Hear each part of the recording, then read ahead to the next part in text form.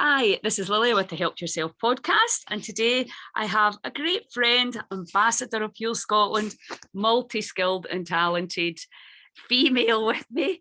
She is, where do I even start with all the things that you have? You're a yoga teacher, you're a nutritionist, you're an NLP master, you're a firewalking instructor, whatever you call it, and a million other things, a chef. So thanks for coming on the Help Yourself podcast. How are you? I'm good, yeah. Thank you for having me. Excited to be here. Good. So tomorrow we start the Healthy Eating for Kids. As you know, from the Heal Scotland perspective, that's one of our big, really, the mums across Scotland. And we also understand the emotive challenges for, cleaning up the diet when nobody else is and there's temptation all around. So I really wanted to talk about, in particular, sugar addiction, because you and I have talked about this lots of times. What is it? And it can be disguised. People can say, well, I don't eat sugar, but it turns out they actually are via foods that are not directly called sugar. So could we start just with that? What is sugar addiction? Let's start there.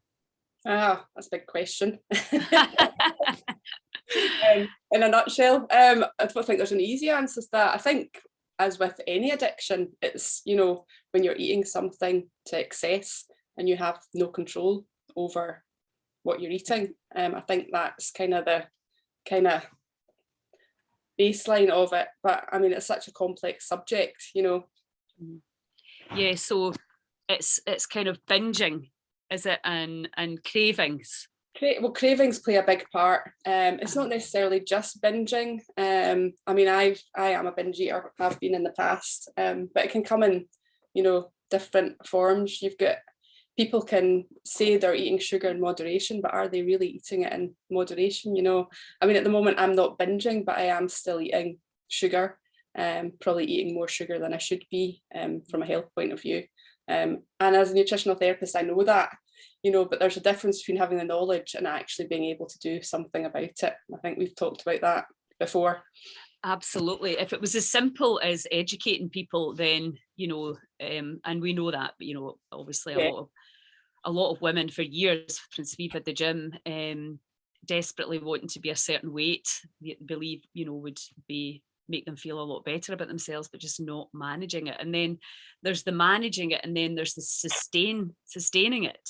Yeah, isn't it? And that's, as the body is this ecosystem, it's very challenging because you can't do it for 6 weeks and then stop. Your health will deteriorate again, your weight will go on again, and this is the kind of constant flux that we're in. And I know you and I agree that at least if you're living in a community where everybody's eating well, you just don't have the same level of temptation, do you? Yeah, and I've been reading a really good book called Crave by, his name's Omar. I can't remember what his surname is, but he's basically saying that recovering from addiction is 5%. Was it 5% what you stop doing and 95% what you start doing? So you can't change a behaviour, you have to outgrow it, and you have to replace it. Exactly, yeah, and that's the difficult part, especially with food. Culture, our society, food's used for it's used for comfort, it's used for celebration, and if you say I'm on a diet, people judge you for being on a diet, or you're healthy eating. It's always, you're on a diet or you're eating unhealthy, it's those two things. Where's the kind of middle ground? We should just be eating the food that nature provides for us, and then we'd all be fine. And it seems very simple, I mean, I said this to Patrick Vickers, why is it so difficult to eat tons of fruit and veg? Why would that be so complicated? I think when you look at it from an addiction perspective, there's so many different factors that come into it. I mean, one part is genetics. Some people are just more, prone from their genetics to having addictions. And then the other part is the environment, what's going on around you.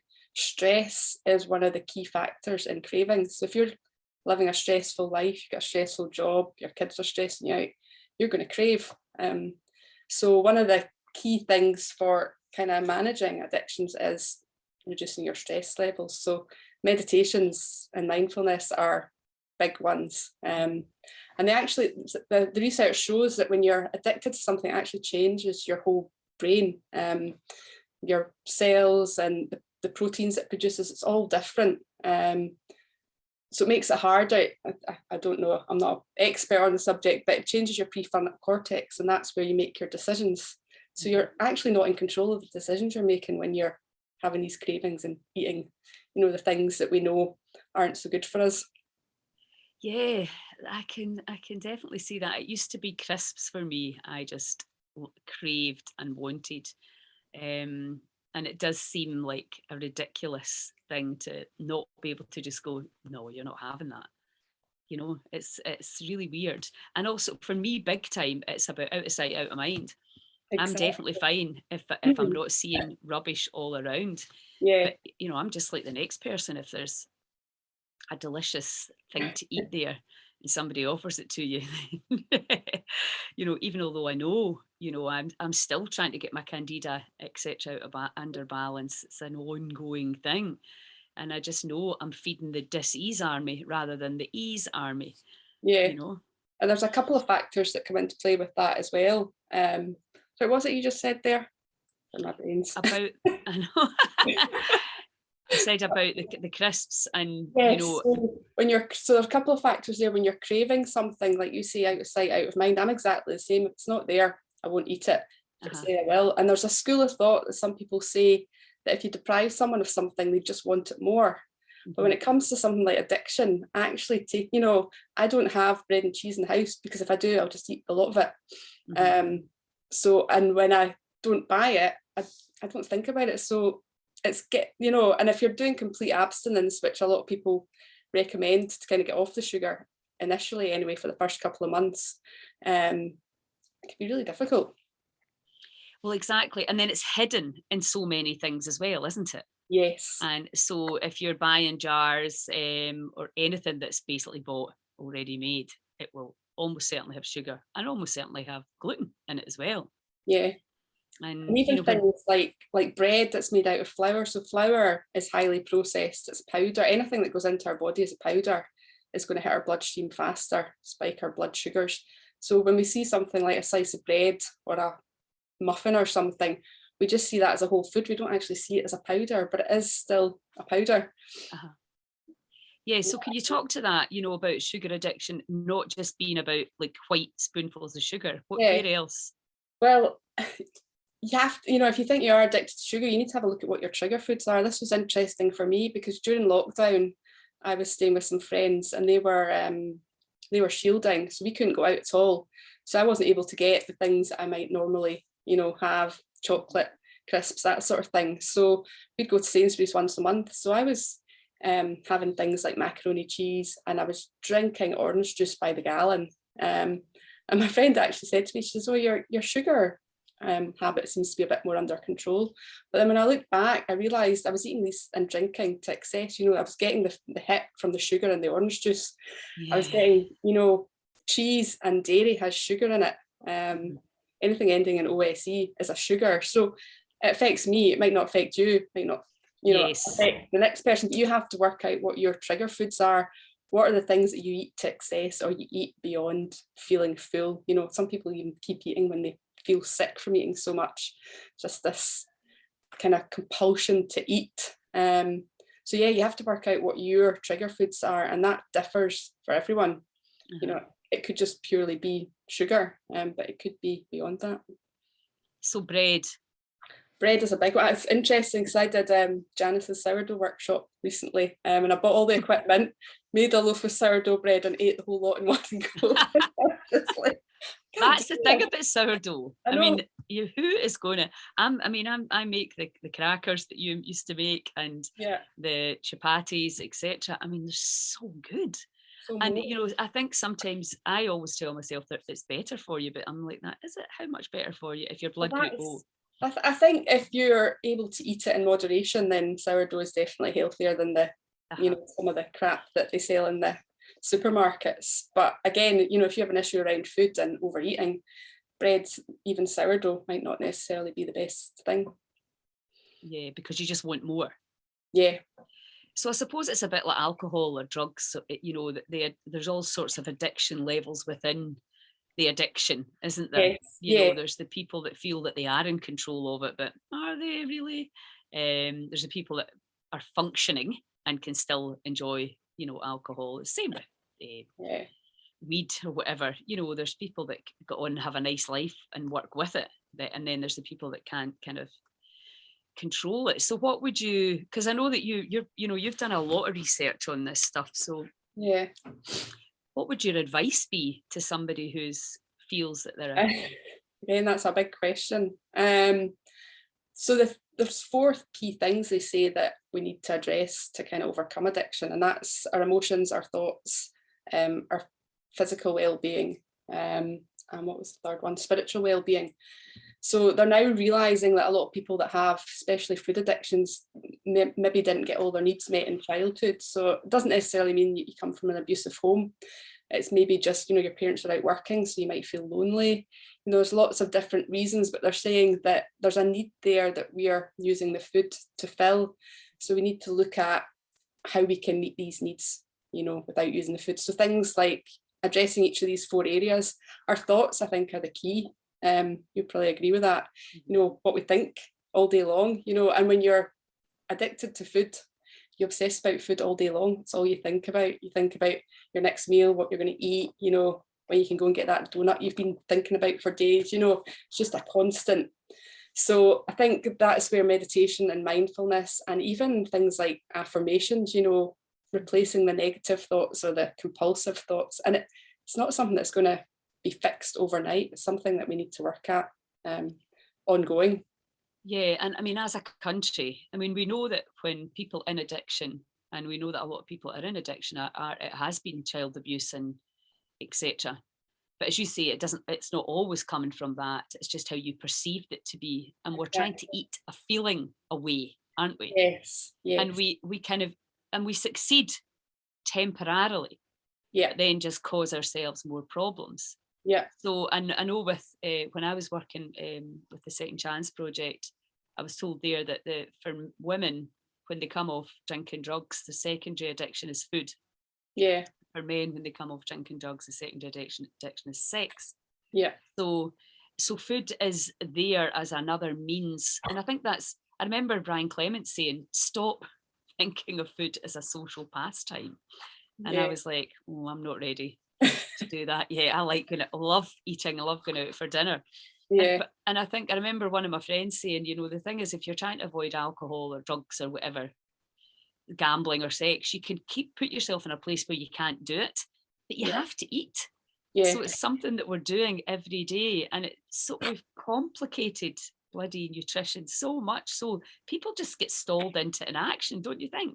Totally, yeah. There's just so much information out there, so many different diets, and you get one person saying got to do keto, and then you get another person saying got to go vegan, and there's health elements to them all. But I think the one reason that all diets work is you're cutting out crap. That's the one Exactly. reason. And then as soon as you reach your goal weight or you feel better, you're like, oh, I'm fine now. You start introducing things back in, and then before you know it, you're back where you started. You put all the weight back on and you're craving all these foods again. I know, and it's that 2-year thing again, isn't it? I remember hearing that a long time ago, that if you can maintain your weight for 2 years, the body will then believe that's the way it's meant to be. So to get out of, back to your question, how do you kind of get out of sugar addiction? It's hard because as a society, as you say, we like to eat out. We use food as a celebration, and people don't recognise food. And I've said in the past, oh, I'm addicted to Coca-Cola, but I never used to perceive it in the same light you would perceive alcohol or drug addiction, because it's socially accepted addiction almost, isn't it? Absolutely. And a lot of people just don't see it as an issue or as an addiction. So you actually need that support from people that are feeling the same way you're feeling. If you're in a family where they're all eating sugar, their health's pretty okay, but you're suffering, it's going to be harder for you to actually make these changes when you've not got the support with your family there. So 100%. And they do say, if you look at Alcoholics Anonymous, the people that stick with the meetings for 2 to 3 years are the ones that stay in recovery, long term. So I think having a group that you can be part of is key, having a tribe that understands what you're going through. And a lot of the time it's the people that have come out of it on the other side that know what you're going through and can help you. So they recommend complete abstinence for the first month, detox yourself from the sugar. And that's not an easy thing to do. You've got all your withdrawal symptoms, which cravings.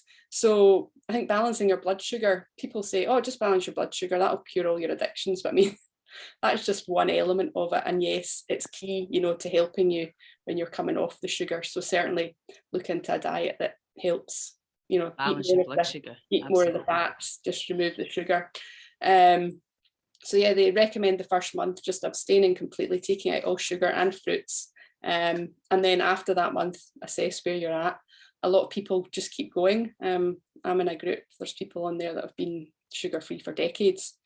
There's other people that seem to be able to manage it in moderation. But it's a journey. You just need to experiment and find out what works for you. I think the main point really of what you've just said is that it is an addiction and it is a problem because we are eating ourselves to death. We are. And people are just, I can't give up my wine, I can't give up my bread, I can't give up my chocolate, I can't. And that's why I was really promoting intermittent fasting, which is super powerful. Yeah. And it's like, well, you can have a little bit of what you like, but you have to have it within that window. And for some people that works. But I suppose if you're really craving, then that's not going to work either, because you'll just end up cheating out with your eating window. Yeah. Interestingly, the other thing that I've been experimenting over the last few months with is water fasting. There's a great guy in Hungary. I can't remember. His name's Tad. Can't remember. I'll look him up. But he's got a whole website full of information about water fasting, and one of his articles is on how you can use it to cure addiction. So I did. Did you do one? I did a 3-day water fast earlier on in the year, but just circumstances at the moment just are making it tricky to kind of do it longer term. I'd quite like to do a week water fasting. I'll maybe come up to Vermillock and do that. Yeah, I'm on day 5 of mine. Yes. How are you feeling? So I feel great. I was doing the FMD with, the plan was to do the FMD with Rachel, the fasting mimicking diet. And then I just couldn't be bothered looking at weighing everything. I thought I'll just go do water. And I didn't really think I would do it all week, but then I did. I had a little bit to eat last night, and then I'm doing another day today. So well, you get to a point when you're water fasting, you get to a point where food's just, you lose that kind of desire to eat, and it just doesn't become an issue anymore. So you kind of get into this realm where, actually, I can actually live without food.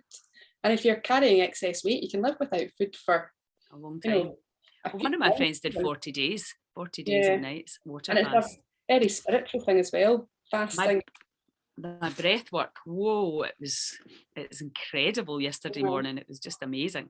Yeah, and I mean, I've actually not done one for a while, but I was like, why have you not been doing this? This just makes you feel amazing. Yeah, and it might be, for people listening, they might think, that's crazy. It might be a step too far. And certainly if people are on a lot of medications, they would need to talk to their doctor about that, because it can be dangerous. But this guy, I'll get you his details over so you can share them, but he's got a wealth of information about, he starts you off on a 24-hour water fast if you've never done it before, and builds you up to the bigger ones. So, and he does retreats and things. So he's brilliant. I've been, reading all his stuff. So I'm definitely keen to. Well, it's free. Exactly. Yeah. Which is what we like at Heal Scotland. There is no excuse. Yeah. And again, it always comes down to, what are you prepared to do to get your health back and your vitality back? And, some people just are not willing to give up the crap, and that's fine. That's their choice. But my concern now is that with the care system crumbling, people stretched, if you don't look after your body, somebody else is going to have to look after it. And who's that going to be? Yeah. I think a lot of the time as well, people that go to Weight Watchers or people that are yo-yo dieting, they maybe don't realise that they have an addiction or a food misuse problem.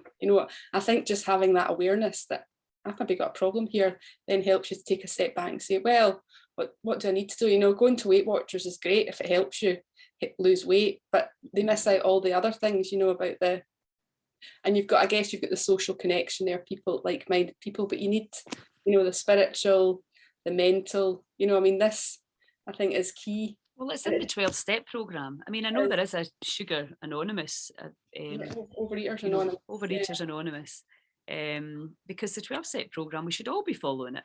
It's, What they say about the 12-step program is there's lots of little things that you do that all build up to create this thing that helps you. They say if you miss one of these things, you could relapse. So it's not about just doing one thing, it's about looking at all the things that... Well, it's a process you get taken through. Yes. And it's very intelligent, and it's worked for millions of people. Yeah. So, and again, it's, you know, are you suffering enough to want to make the change?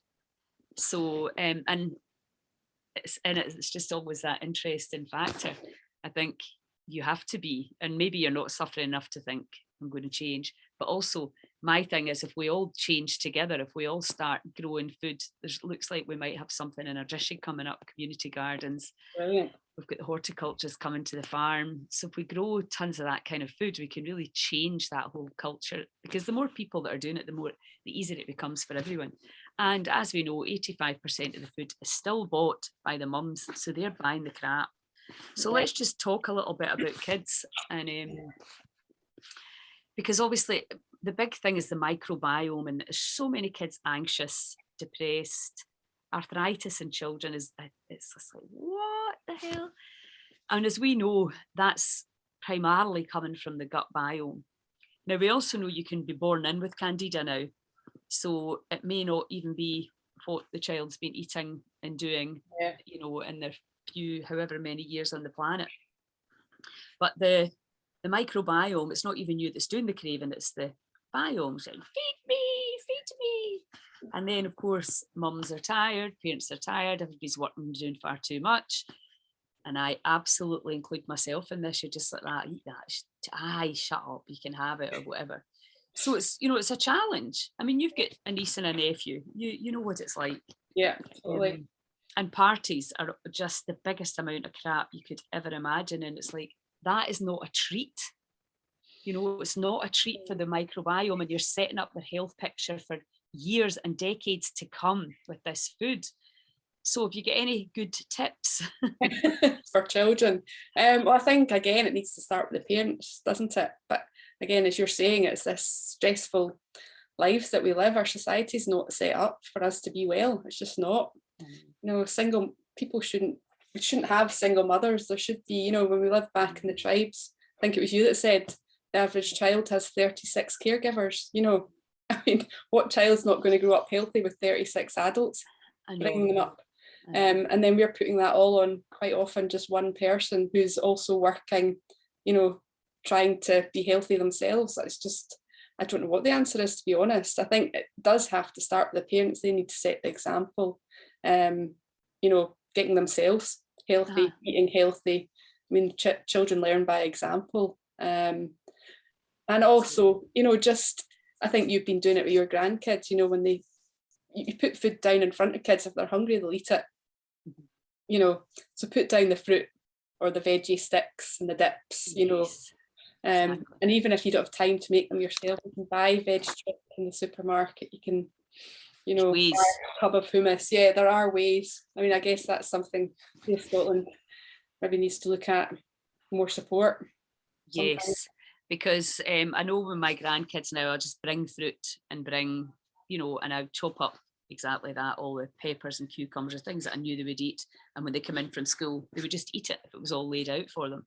Yeah. And because I think that's another thing from a grand's perspective, is helping the mums instead of judging what they're feeding their kids, is actually actively going in with healthy food when you can to support it. And it's the same as adults. If you can have them eating more protein, more quality proteins and veggies and fats, you know, through nuts and seeds, if they can tolerate nuts, you switch off the satiety. And that's the big thing about the ketogenic diet.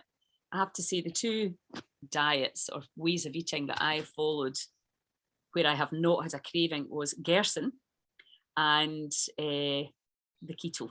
It just never really, I mean, I did think about food with Gerson, but the good thing about Gerson was you could eat as much as you wanted. There was no, you didn't have to deprive yourself of food. Yeah. And if you were hungry, you just eat a potato. But with keto, you know, first of all, I thought it was really expensive. And then actually, eat so much less. You know, I just had some MCT oil, and then you just put that, and then you just never thought about food. Because I think I, like every other female and a lot of guys now as well, spent a lot of my life thinking about what I was going to eat, and you know, and then not eating it. Yeah. And all of that, it seems such a shame. And now, you know, at this age where I don't want to be a skinny freak, I am. Yeah, and I think keto can be quite daunting to some people as well, you know, when you're testing yourself and what have you, but you don't need to go full-blown keto to get, you know, the benefits of balancing your blood sugar and losing those cravings. You know, just add in, I mean, I don't know, vegans, it's obviously slightly more tricky, but you can get your nuts and your seeds, your avocados, your hemp seeds, things like that that've got the good oils in them. But you know, if you do eat meat, just for me, I don't eat a lot of meat, I eat more fish, so just adding in the tinned mackerel or tinned sardines. And I don't like the fishy fish, the taste, but I do a really good dressing of tahini and tamari soy sauce. I know. And it just hides the kind of flavour. So and actually getting more of the good fat in as well with the tahini. Yes, you know, so there's ways around it. You know, just have eggs are a great one as well. Chicken, you know, just up your protein intake. Yeah, and your fats. Fat. I mean, what I do now is I just say to people, go to paleo. If your blood group O, do paleo. If you've got Crohn's or IBS, do GAPS. You know, if you're really struggling, you want the weight off fast, do keto.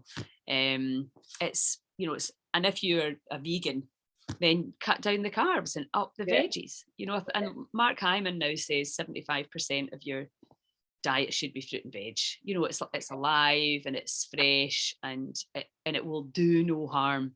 Yeah, it's natural. You know, it's natural, exactly. It's unprocessed. Even gluten-free drives me insane, and you know, all the things that we do. It's just like, just have a little bit of something that's the way it was meant to be. And don't be scared of eating fat. I think the whole low fat, no fat movement is still, I see it in people, they're still eating low fat yogurt, and you think a lot of low fat products have sugar in them. You know, if you get plain yogurt, it won't have, but you're losing that fat, and that fat is what gives you, the satiety, it gets you feeling full. So you're not, so if you eat a low fat yogurt, you're more likely to go on and then eat something else, because your body's craving, you know, it's processed. We're taking the fat out of a product that has fat in it. It's processed, and then eating it thinking it's going to help us lose weight. I mean, it's the opposite of that. Backwards. If we eat the fat yogurt, then we're more likely to feel full and not eat something else. Exactly. But it can actually be challenging to find full fat yogurt. Yeah. Because it's consumer driven, right? People are looking, people are still counting calories. Yeah. It's crazy. You know, when you think it's all about nutrition, it's all, and you know, the girls in the salon used to say to me, how you eat so much? I was like, yeah, I have the right things. Yeah. I've got a healthy appetite, and I'll have 3 bowls of soup, 4 eggs for breakfast, no problem. And then I'll not eat anything else. You know, it's like, it's what you eat, you know, it's not the calories, it's the quality. And with Gerson, you can have 3,500 calories a day. And you do not, I mean, you'll drop weight, you know? Yeah. It's so interesting. What's your thoughts on a good quality maple syrup? Could that still be a trigger food? That totally could be a trigger food. Yeah, I've seen me guzzling maple syrup out the jug. I remember so good. I remember being at college studying nutrition, and we didn't touch on addiction at all. There was no module on addiction or anything. But one of our lecturers did touch on it one day. And I remember the girl sitting next to me, she says, so do addicts just eat sugar out the bag? And I just laughed, because, you know, I've been in the kitchen floor 2 o'clock in the morning, needing my fix, eating sugar out the bag. Really? Yeah, totally. If you can't, because quite a lot of the time I'll just not have my trigger foods in the house, but if you get that urge or that craving, it just needs to be fed. You know, I remember my friend saying years ago it was tins of condensed milk. Yeah, I can go in with a spoon with the condensed milk, and cream's another one for me. I can just eat that with a spoon. It's crazy the things our body crave when they're out of balance. But that's an interesting one, talking about, you know, the different forms of sugar, like natural sugar. So dried fruit, a lot of people eat dried fruit thinking it's being healthier, and I guess it is healthier than eating your sugar, Yes. your chocolate.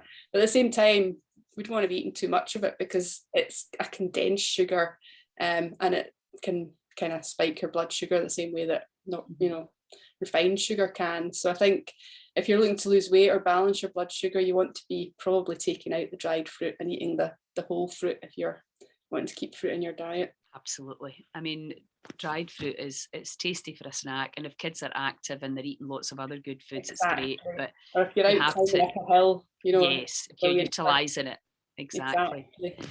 And so I think the last kind of thing around this, well, I remember looking into, how to change your children's diet, and this was really good advice, I thought, was do a week where you just change the breakfast, because we know that a lot of breakfast cereals are garbage and they spike the blood sugar. They don't give you any satiety or nutrition, and then the kid goes to school like a lunatic.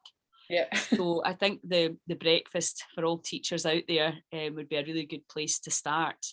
And then you could have, your chopped up fruits and carrots and nuts and raisins and yogurt and banana and peanut butter, all of these things that you can have, or eggs if they'll eat that. There's, that's a much better way to start the day. I think we need to get past this breakfast food either needs to be toast or cereal. Breakfast can be anything. Yes, exactly. It can be fish. It's marketing that's promoted breakfast cereals as being this is what you need to eat at the start of the day. So getting your veggies in and your fruit at the start of the day. That's a good start. But we're a bread culture, aren't we? We are, totally. We, toast for breakfast, sandwiches for lunch. I mean, it's really no surprise that we're all suffering from chronic inflammation, which is a huge problem for disease. So I thought that was good. Then do a week on the breakfast, then do a week on, and I mean, snacks as well has got out of hand. It's like, how many snacks do you need? And then no wonder they won't eat their dinner. You need to have a space. The body needs to get a rest from continuously putting rubbish into it. So, and then if you are going to have a snack, have it something that's going to serve the body and the brain. Because we're now hearing, so many behaviour problems in the schools, and I don't know why teachers even stay there. It sounds like my idea of hell. But, and it's nutrition can be at the root cause of a lot of that. It can, So I think that has to be really addressed and understood, and not in a blame and shame way, just like an education and understanding and supportive way. Or definitely. Because I think most people can do a dinner, which even if it's a cold meat and, some pasta or potatoes or whatever, you can create something that, a bit of broccoli or carrots. But it's the lunch and the breakfast and the snacks that really probably, I don't know, I'm just saying that from people I know that are causing the problems. But before we finish, I think the other thing that I always find really fascinating is just the neuroscience of change. None of us want to change. We're all like, I'm quite happy here in my wee comfort zone. And I think when you understand how the brain fires and wires, and again, if you're asking parents to change their habits, then it has to be done. If you just do one thing at a time and replace it with something else, in a way that makes you feel good about yourself, and you're like, my kids have got really good food today. I've had really good breakfast and I know myself, I've been crazy busy moving out of the house and all the things that have been going on. Suddenly I wasn't making my food my priority. So that is still a thing. I totally understand. I do it myself. I didn't have my juicer on for a week. You're like, what is it? How busy are you? Really? It's not even that. It's just the mind, isn't it? And it's, there's different theories of schools of thought on how long it takes to change a habit. But I think the key thing is to replace a habit with a healthier habit rather than taking away something completely. It's, reprogramming your brain to do something different. And that's back to what we were saying at the start, when you're trying to overcome an addiction or issues around food, is it's 5% is what you stop doing, but it's 95% what you start doing that gets you to your recovery.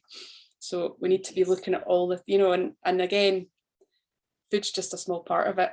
With the kids, it's obviously a bigger, more key part. But I think if we can get the adults, moving towards that 95%, then that'll That'll bring the kids along. And I love Joanna Blythen's book, why we get so many picky. It's the parents.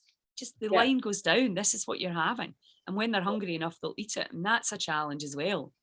Or at the very least, making sure that they're eating the good stuff before they get their dessert or their treat, whatever it is. You just have to be you have to hardball them. It's that simple, especially if they've been in really bad habits, and probably sitting down and explaining how the body works. I think they're getting that a little bit at school now as well. Yeah, I think more so. There is also eating disorders as well, though. When I was a child, I had an eating disorder where I didn't like the texture of food and had a really, really restricted diet. It wouldn't have mattered what you put in front of me. I just would refuse to eat. It wasn't a psychological thing. I was messing with my parents. It was just, I don't know if my mum said I ate anything up until I was about 18 months old, and then something at 18 months happened where I just stopped eating. So they eventually took me to the doctor. The doctor said I would grow out of it. So I think there are, issues around things like that with kids. They don't like the texture, and it's more than just being fussy. It's psychological. I think then they maybe do need to. I think nowadays the doctors probably are, well, maybe not so now they're stressed after the whole COVID thing, but I think they are a bit more clued up, in the kind of psychology around eating. Yeah, I mean, there's no doubt there are. Joni, she ate walkie rice. What?